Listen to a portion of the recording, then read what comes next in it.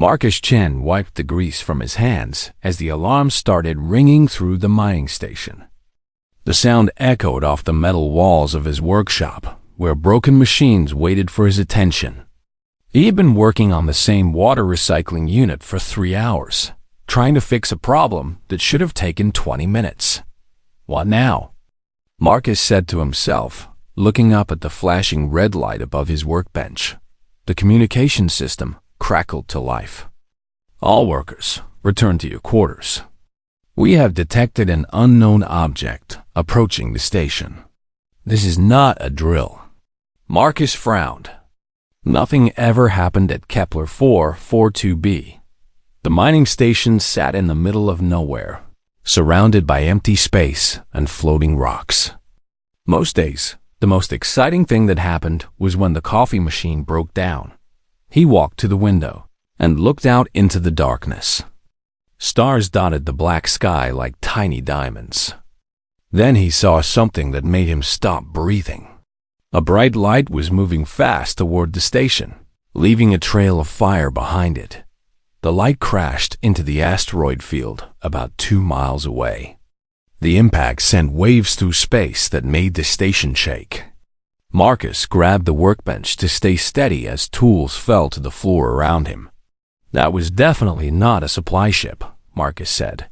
He looked around his workshop. The station commander would probably tell everyone to stay inside and wait for help. But help was 3 days away, and Marcus had always been too curious for his own good. Marcus grabbed his emergency spacesuit from the closet.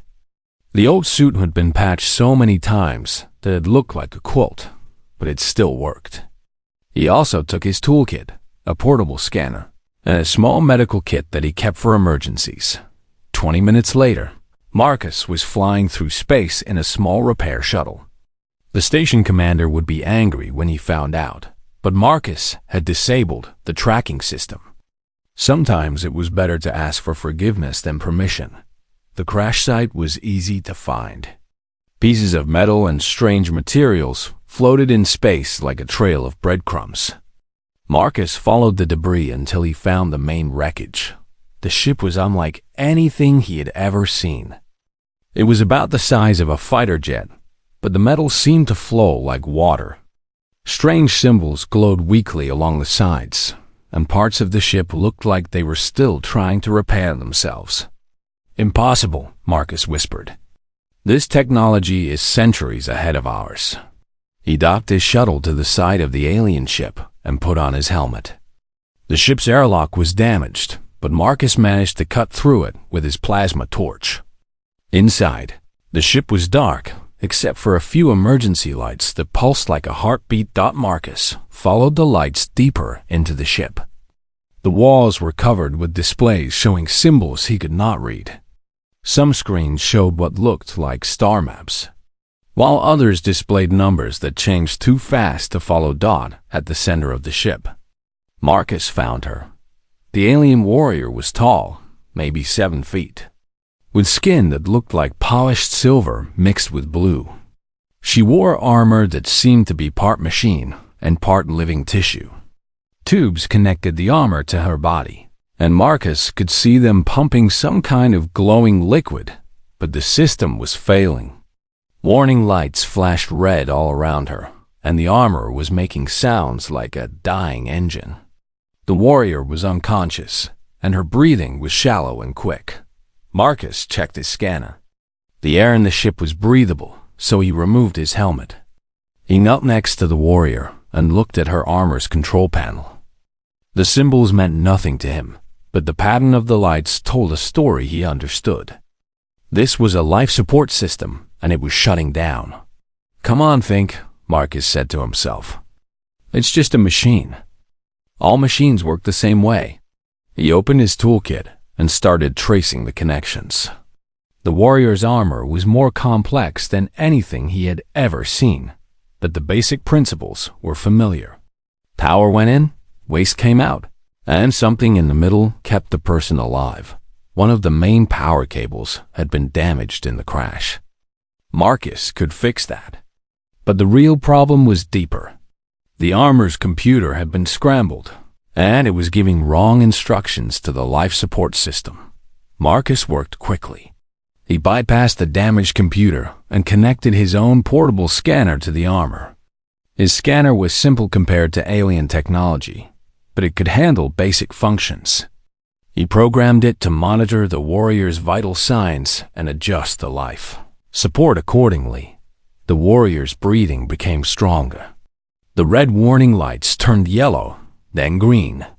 Marcus had bought her time, but she needed real medical attention. "Okay, let's get you out of here," Marcus said. Moving the warrior was difficult. She was heavy, and her armor was connected to the ship's systems by dozens of cables. Marcus had to cut each connection carefully, replacing it with portable power units from his TOOLKIT. It took 2 hours to safely move the warrior to his shuttle. Marcus made a bed for her in the cargo area and connected her armor to the shuttle's power system. It was not perfect, but it would keep her alive for the trip back to the station. As Marcus piloted the shuttle home, he thought about what he had done. Station protocol said he should have called for help and waited for the authorities. But the warrior would have died by then. Marcus looked back at his passenger. Her armor was now glowing softly, and her breathing was steady. She was alive because he had chosen to help instead of following rules. "I hope you're worth the trouble I'm going to be in," Marcus said quietly. The warrior's eyes opened for just a moment. They were golden, like tiny suns, and they looked at Marcus with what might have been gratitude. Then she closed them again and slept. Marcus docked at the station and carried the warrior to his workshop. It was the only place on the station where he could work without being disturbed. He laid her on a makeshift bed and connected her armor to the workshop's power grid. Now came the hard part. Marcus had saved her life, but he had no idea who she was or why someone had been trying to kill her. All he knew was that she was far from home and she needed help. Marcus Chen had always been good at fixing things. Now he would find out if he could fix a life. The warrior woke up 3 days later while Marcus was trying to repair her ship's communication system. He heard a sound behind him and turned to see her sitting up on the makeshift bed, looking around his workshop with curious eyes. "Where am I?" she asked in perfect English, though her voice had a strange musical quality that made Marcus think of wind chimes. "My workshop," Marcus said, setting down his tools. "On a mining station called Kepler 442b. You crashed here 3 days ago." "I'm Marcus, by the way." "Marcus Chun." The warrior studied him for a long moment. She was even more impressive awake than she had been unconscious. Her silver-blue skin seemed to shimmer in the workshop's lights, and her golden eyes missed nothing as they looked around the room. "I am called Zara," she said finally. "You saved my life." Marcus shrugged. "You needed help. Anyone would have done the same thing." Zara made a sound that might have been laughter. "No, Marcus Chun. Anyone would not have done the same thing. Most beings in this galaxy would have left me to die or sold me to my enemies. Why would anyone want to hurt you?" Marcus asked. Zara was quiet for a moment. "I am a soldier. Soldiers make enemies." Over the next few days, Marcus worked on repairing Zara's ship while she recovered. The alien technology was far beyond anything he had ever seen, but Marcus approached it like any other broken machine. He studied how the parts connected, tested different theories, and slowly figured out how things worked. Zara watched him work with fascination. "Your tools are very primitive," she said one morning as Marcus used a hammer to straighten a piece of bent metal. "Maybe," Marcus said, "but they get the job done. Sometimes the simple way is the best way." "Show me," Zara said. Marcus spent the next hour explaining how his tools worked. He showed her how a simple lever could multiply force, how electricity flowed through circuits, and how pressure could be used to shape metal. Zara asked many questions, and Marcus was surprised by how quickly she understood everything. "Your people are clever," Zara said. "We have machines that can reshape matter at the molecular level, but you can fix anything with just a hammer and some wire. We have to be creative, Marcus said. We don't have fancy technology, so we make do with what we have. As they worked together, Marcus learned more about Zara's world. She told him about a vast empire that stretched across thousands of star systems. She spoke of cities that floated in space and planets that had been turned into gardens. But she also told him about a terrible war that was tearing the empire apart. My people have forgotten what we are fighting for, Zara said sadly. We've become so focused on winning that we have lost sight of what we wanted to protect. What did you want to protect? Marcus asked. Life, Zara said. The right of every being to live in peace and safety. But now we destroy entire worlds to prevent our enemies from having them. Marcus stopped working and looked at her. That's terrible. Yes, Zara said. It is. Marcus told Zara about his own life. He talked about growing up on Earth, about becoming an engineer because he loved to fix things. He told her about his daughter Sarah, who had died in a mining accident 5 years ago. She was going to be an engineer too, Marcus said quietly. She used to help me fix things around the house. She was only 12, but she had good hands and a curious mind. I am sorry for your loss, Zara said.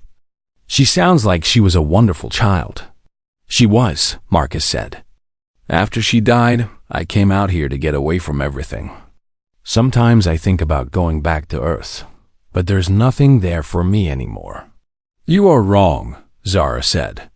There are people there who need your skills and your kindness.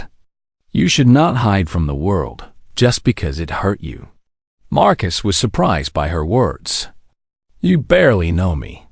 How can you say that? Because I have seen how you treat a stranger, Zara said. You risked your safety to save someone you had never met. You worked day and night to repair my ship, expecting nothing in return. That kind of heart is rare in any species. On the 4th day, Marcus made a breakthrough with the ship's engines. The main power core had been damaged, but he managed to create a replacement using parts from the mining station's backup generator. It was crude compared to the original, but it would work. Incredible, Zara said, watching him connect the final cables. You have repaired a quantum fusion drive using spare parts and scrap metal. Is that what this is? Marcus asked, looking at the glowing core. It's actually pretty simple once you understand the basic principles. Zara stared at him. Simple? This technology took my people centuries to develop, and you call it simple? Well, yeah, Marcus said. It's just converting matter to energy in a controlled way. We've been doing that for hundreds of years, just not as efficiently. Zara shook her head in amazement. Your species continues to surprise me, Marcus-chan. That night, they sat in the workshop sharing a meal of recycled station food and something Zara called nutrition bars from her ship. The food was terrible, but neither of them seemed to mind. Tell me about the stars, Marcus said, looking out the window at the darkness beyond. You've seen things I can only dream about. Zara spent the next hour describing worlds she had visited. She told him about oceans that glowed with bioluminescent creatures, mountains made of crystal that sang in the wind, and forests where the trees were as tall as skyscrapers. It sounds beautiful, Marcus said. It is, Zara said. But beauty means nothing if there is no one to protect it. That is why this war must end. You talk like you have some say in how it ends, Marcus said. Zara was quiet for a long moment. Every soldier hopes they can make a difference, she said finally. Marcus noticed that she often spoke carefully when talking about the war, as if she was choosing her words very carefully. But he did not push her for details. Everyone had secrets, and Zara had already shared more than she probably should have. The next morning, Marcus finished the repairs on Zara's ship. The communication system was working, the engines were stable, and the life support systems were better than they had been before the crash. You have given me more than just repairs, Zara said as they stood beside her ship. You have given me hope. Hope? Marcus asked. Hope that there are still beings in this galaxy who choose to help rather than harm, Zara said. Hope that when this war ends, we can build something better. Marcus felt embarrassed by her praise. I just did what anyone should do. No, Zara said firmly. You did what few beings would do, and that makes all the difference. Marcus was making final adjustments to Zara's ship when the station's alarm system started screaming. The sound was different from the normal alerts he was used to hearing. This was the evacuation alarm, the one they only used when something really bad was happening. All station personnel report to emergency stations immediately, came the announcement over the speakers. We have an incoming vessel of unknown origin. This is not a drill. Marcus looked at Zara, who had gone very still. Her golden eyes were wide with what looked like fear. They found me, she whispered. Who found you? Marcus asked Dodd before Zara could answer. The station shook violently. Through the workshop window, Marcus could see a massive ship moving toward them. It was black and angular, covered with weapons that glowed with menacing red light.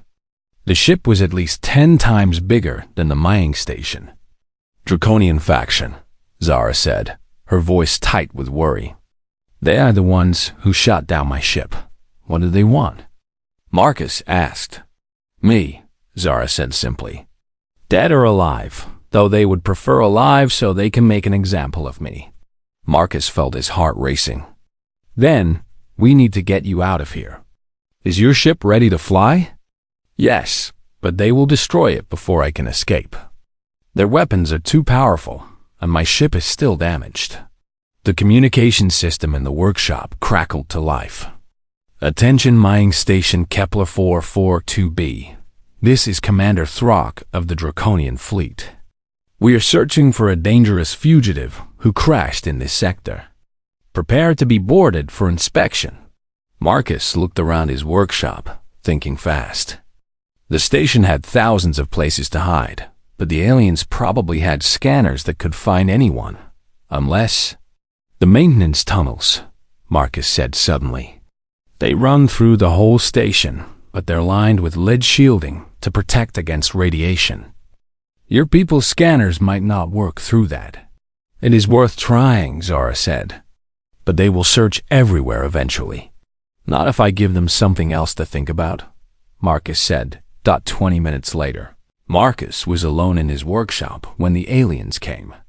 There were 3 of them, each one bigger and more frightening than Zara. They had dark gray skin covered with scales, and their eyes glowed red like hot coals.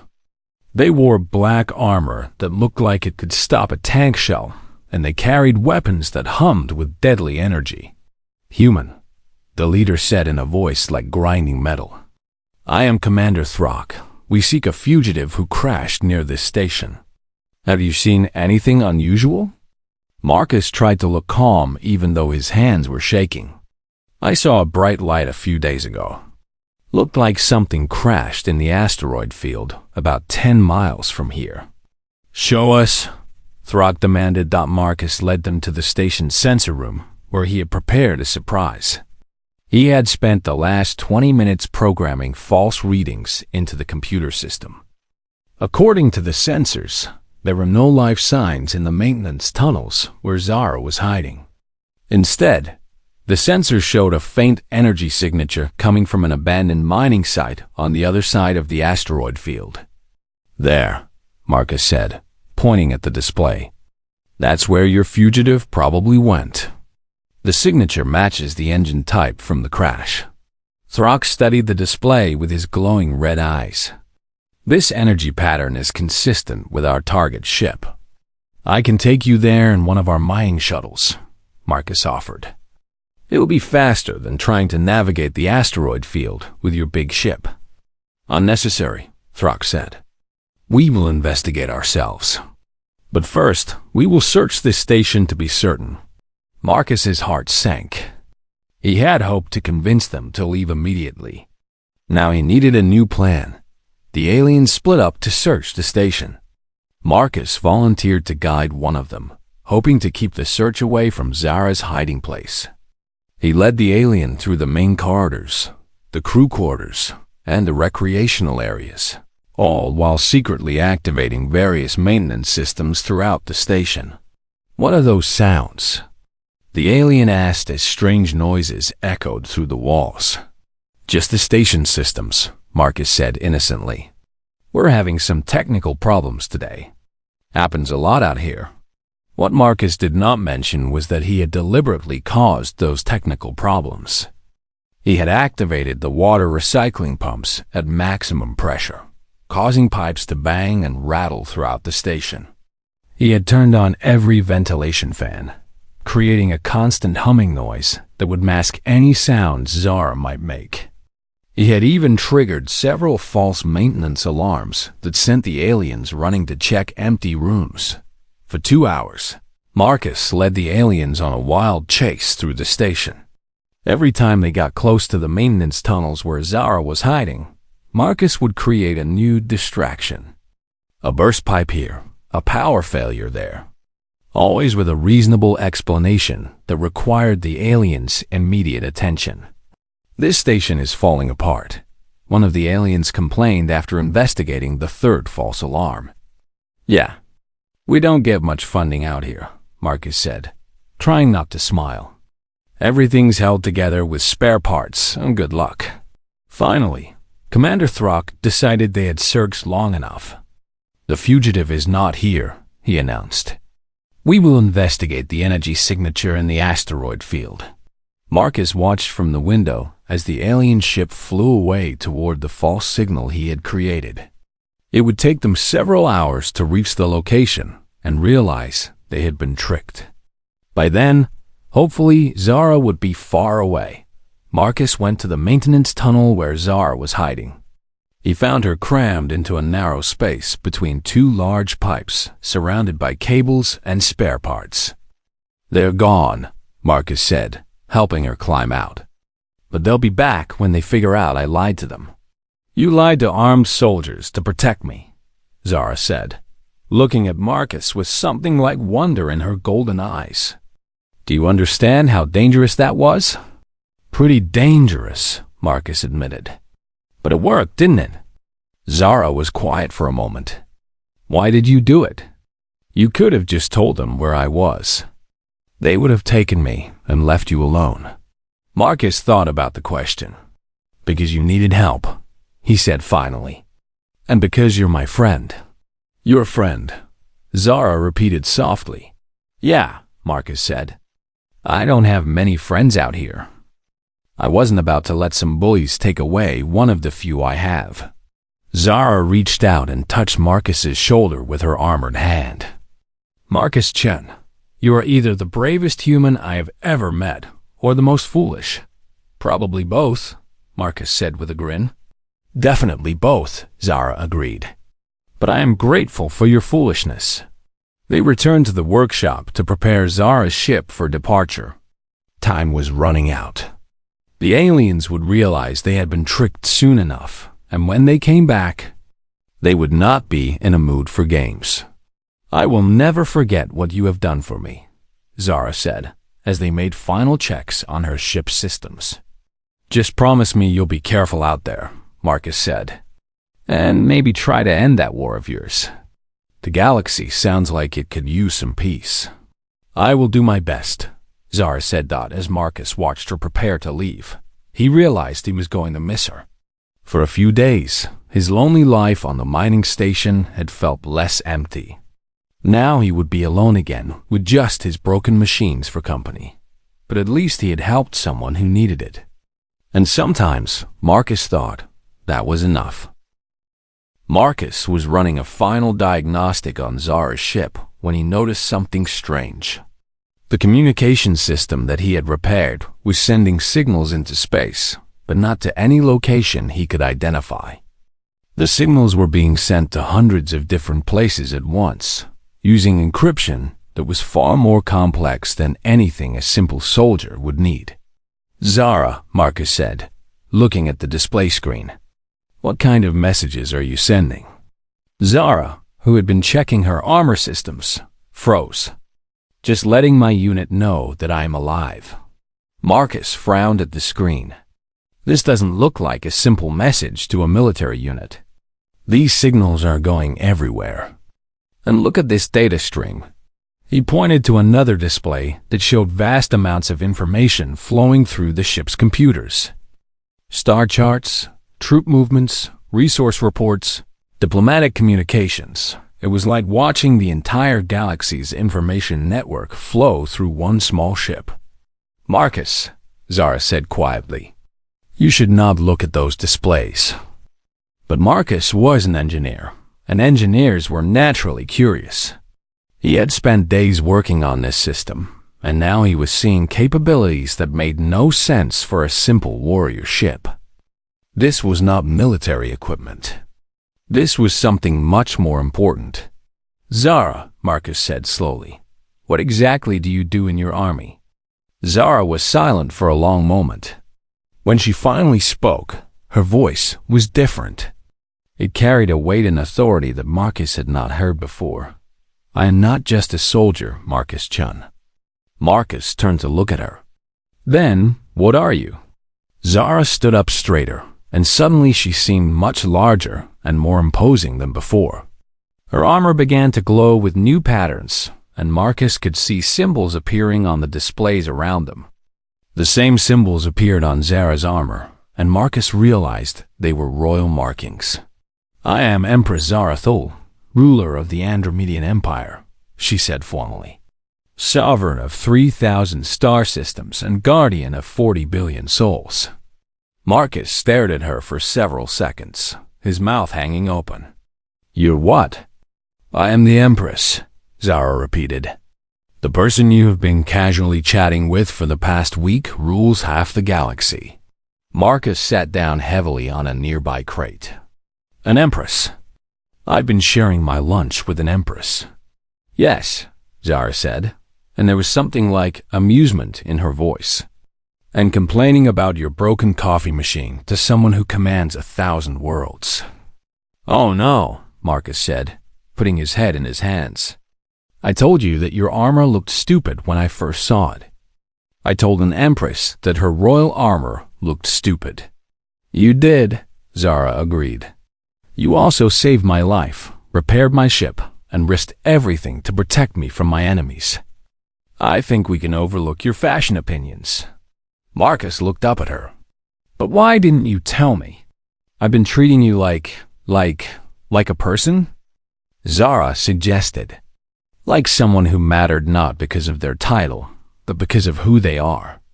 "Well, yeah, that is exactly why I did not tell you," Zara said, sitting down across from Marcus. "When did you last have a conversation with someone who did not want something from you?" Marcus thought about it. "I guess. Not for a long time. People usually only talk to me when they need something fixed. Now imagine that everyone you meet wants something from you. Money, power, favors, protection. Imagine that no one ever speaks to you honestly because they are too afraid or too interested in what you can give them." "That sounds lonely," Marcus said. "It is very lonely," Zara said softly, "until a stubborn engineer decides to save your life and then spend 3 days complaining about the quality of station food while he rebuilds your ship with spare parts and determination." Marcus was still trying to process what he had learned. "So those soldiers who came looking for you, they weren't just hunting a warrior." "No," Zara said. "They were hunting the leader of their enemy. The Draconian faction wants to overthrow my government and install their own puppet ruler. If they had captured me, the war would have ended with billions of people enslaved." "And I hid you in a maintenance tunnel," Marcus said weakly. "You hid the ruler of half the galaxy in a maintenance tunnel," Zara corrected. "And it worked perfectly." Marcus stood up and started pacing around the workshop. "I can't believe this. I gave orders to an Empress. I told you to hand me tools. I made you help me carry heavy equipment." "Marcus," Zara said gently, "look at me. Marcus stopped pacing and looked at her. "Do you regret helping me?" she asked. "No," Marcus said immediately. "Of course not." "Then nothing has changed," Zara said. "I am still the same person who crashed on your doorstep. I am still grateful for your kindness. The only difference is that now you know why that kindness matters so much." Marcus sat back down. "How does it matter?" Zara was quiet for a moment, choosing her words carefully. "This war has been going on for 5 years. In that time, I have seen terrible things. Cities destroyed, families torn apart, entire planets turned into battlefields. I began to wonder if we had lost our way completely." "What do you mean?" "We started this war to protect innocent people from the Draconians, who wanted to strip mine entire worlds and enslave their populations. But as the war continued, we began using the same brutal tactics as our enemies. We told ourselves it was necessary, that we had to be ruthless to win." Zara gestured around the workshop. "But then I met a human who risked his safety to save a stranger. A man who worked day and night to help someone he had never seen before, expecting nothing in return. You reminded me of what we were supposed to be fighting for." "I don't understand," Marcus said. "You showed me that there are still people in this galaxy who choose kindness over selfishness, who help others even when it costs them something," Zara explained. "If we cannot protect people like you, then what is the point of winning this war?" Marcus felt overwhelmed. "You're saying that me helping you changed how you think about ruling an empire?" "Yes," Zara said simply. "You reminded me that individual lives matter. That compassion is not weakness, but strength. That sometimes the simplest of solutions are the best ones." Marcus thought about this for several minutes. Finally, he said, "What happens now?" "Now I return to my empire and finish this war," Zara said. "But I will finish it differently than I would have before, because a human engineer taught me that true strength comes from helping others, not from conquering them." "I still can't believe you're an empress," Marcus said, shaking his head. "And I cannot believe you are just an engineer," Zara replied. "Anyone who can rebuild alien technology with scrap metal and save lives with spare parts is much more than they appear to be." The ship's communication system chimed, and new displays lit up around them. Marcus could see what looked like a fleet of ships approaching their location. "My people have found me," Zara said, reading the displays. "It is time for me to go. Will I ever see you again?" Marcus asked. Zara smiled. "Marcus-chan, you have become one of my most trusted advisors. I suspect this will not be our last conversation." As they prepared for Zara's departure, Marcus realized that his quiet life on the mining station was about to become much more complicated. The Imperial fleet arrived 6 hours later like a moving constellation of stars. Marcus counted at least 50 ships, from small fighters to massive battle cruisers that dwarfed the mining station. They moved in perfect formation, their hulls gleaming with silver and blue patterns that matched Zara's armor. "Impressive," Marcus said, watching from the workshop window. "My people have been searching for me for 2 weeks," Zara explained. They were probably very worried. The largest ship, which looked like a floating city, moved close to the station. Marcus could see shuttle bays opening along its sides, and smaller ships began flying toward them. "The Imperial Guard will want to escort me back immediately," Zara said. "They do not like it when their empress goes missing." "I bet they're going to be pretty surprised when they find out where you've been staying," Marcus said, looking around his cluttered workshop. 20 minutes later, the workshop was full of the most intimidating soldiers Marcus had ever seen. They were all at least 7 feet tall, wearing armor that looked like it cost more than the entire mining station. They moved with perfect precision and spoke in formal, clipped sentences. "Your Imperial Majesty," the commander said, kneeling before Zara, "we are relieved to find you safe. The fleet stands ready for immediate departure." "Thank you," Commander Veltar, Zara said, and her voice had taken on the same formal tone. But before we leave, there is someone you must meet. The commander looked at Marcus for the first time, and his expression suggested he was not impressed.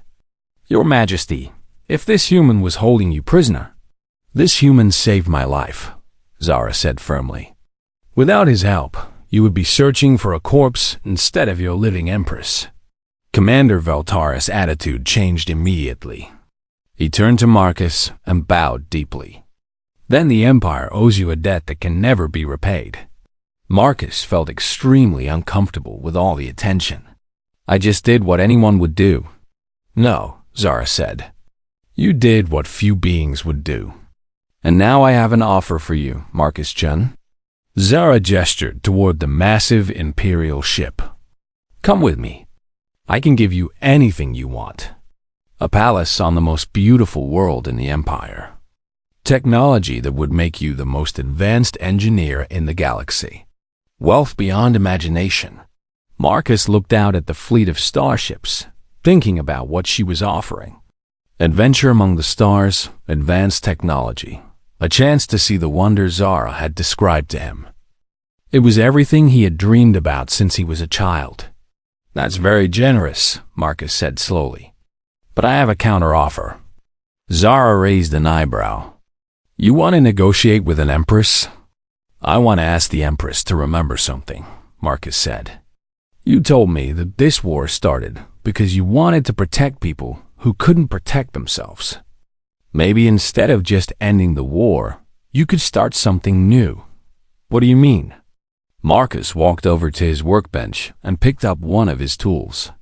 You have the most advanced technology in the galaxy, but you're using it to fight wars.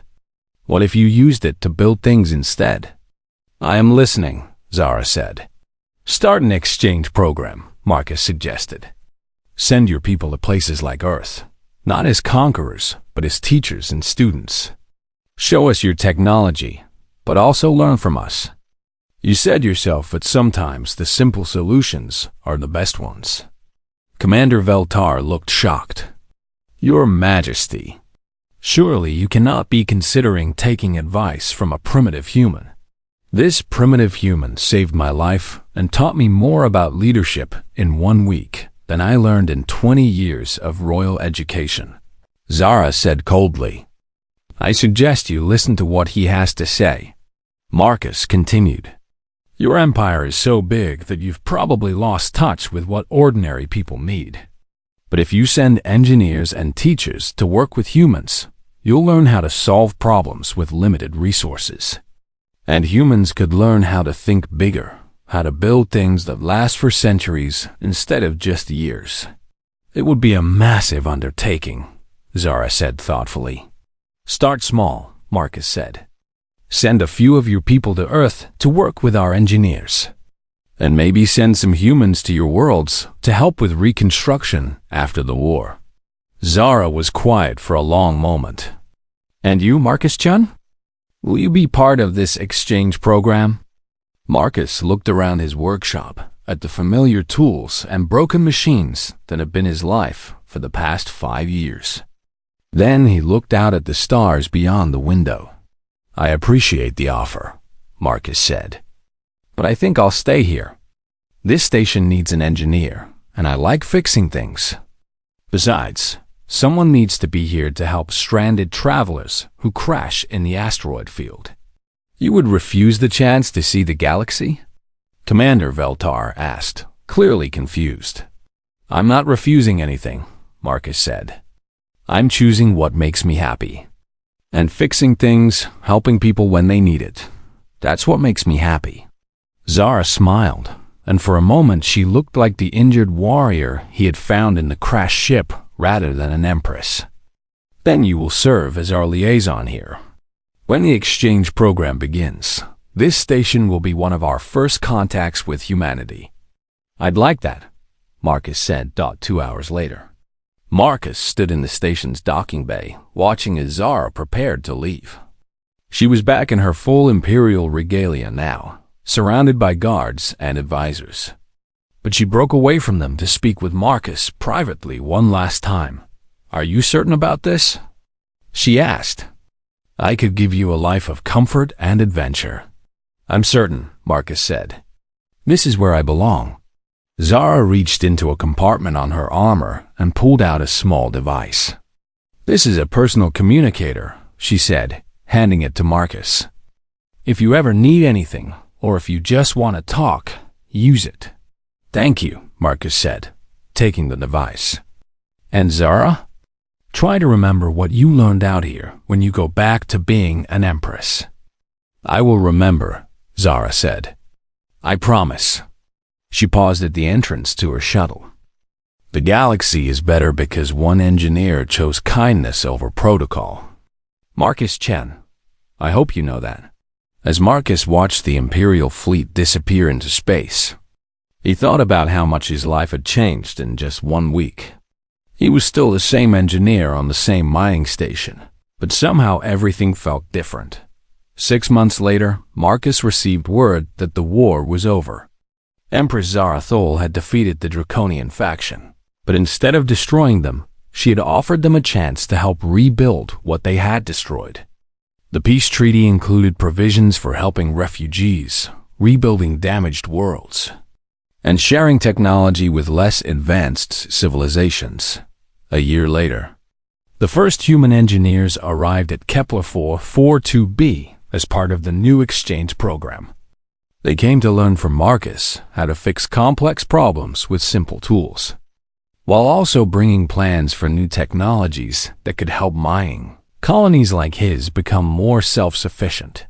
Marcus trained them in his workshop, the same workshop where he had once saved the life of a dying warrior. And sometimes, late at night when he was working alone, he would use Zara's communicator to talk with his friend the Empress about engineering problems and solutions that could help both their peoples. On the anniversary of their first meeting, Zara sent him a message that Marcus kept on his workbench. "The galaxy is better because one engineer chose kindness over protocol. Thank you for teaching me that the greatest technology is a good heart." Marcus smiled every time he read it. He was still just an engineer who fixed things, but now he was fixing things that help connect the stars.